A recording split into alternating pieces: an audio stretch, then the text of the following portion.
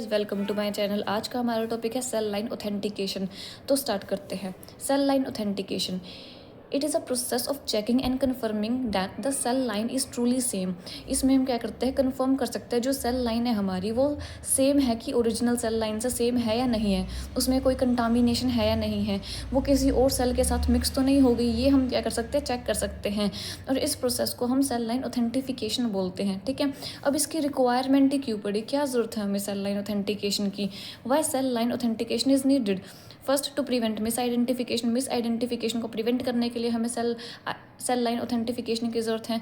Then cross contamination को avoid करने के लिए, बेटर और एक्यूरेट रिजल्ट्स के लिए, और save time and money.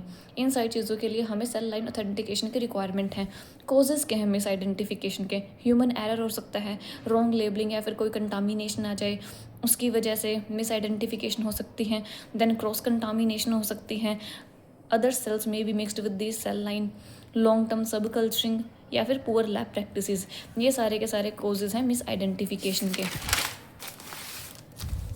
Method of cell line authentification, सबसे पहले है मॉर्फोलॉजिकल आइडेंटिफिकेशन।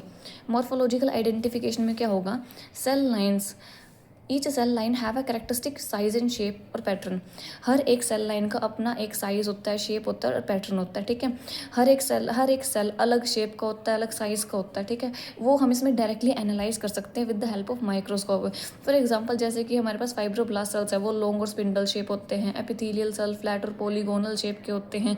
जो लिम्फोब्लास्ट सेल्स है वो राउंड और फ्लोटिंग होते हैं। ठीक है, cells are analysed directly in microscope to know about the shape, size and pattern. इसमें हम सेल्स को माइक्रोस्कोप में डायरेक्टली देख सकते हैं, जिससे हमें शेप, साइज और पैटर्न का पता चल जाएगा। सबसे सिंपल और इजी मेथड है आइडेंटिफिकेशन के लिए, बट रिलायबल नहीं है। ये मेथड रिलायबल नहीं है बिकॉज इसमें क्या है, मिस आइडेंटिफिकेशन हो सकती है। बहुत सारे सेल्स है जो एक जैसे दिखते हैं, जिससे क्या हो, कन्फ्यूजन हो सकती है। इसलिए मेथड एक्यूरेट रिजल्ट्स नहीं देता। सेकेंड है कैरियोटाइपिंग। कैरियोटाइपिंग में क्या कर सकते हैं हम, it is a study of chromosome structure and number. इसमें क्या करता है, क्रोमोसोम नंबर और स्ट्रक्चर को हम क्या कर सकते हैं, देख सकते हैं। इससे हम पता लगा सकते हैं क्रोमोसोम का नंबर क्या है, स्ट्रक्चर क्या है, और हर एक सेल लाइन का अपना एक स्ट्रक्चर और नंबर होता है, ये सबका अलग होता है। ठीक है, इसमें क्या होगा, in this first cells are treated with colchicine. सबसे पहले हम क्या करेंगे, सेल्स को ट्रीट करेंगे कोल्चिसिन के साथ, विच स्टॉप्स द सेल डिवीजन, जिससे क्या होगा, जो सेल डिवीजन है वो स्टॉप हो जाएगी। देन क्या करेंगे, सेल्स को स्टेन करेंगे और माइक्रोस्कोप में ऑब्जर्व करेंगे।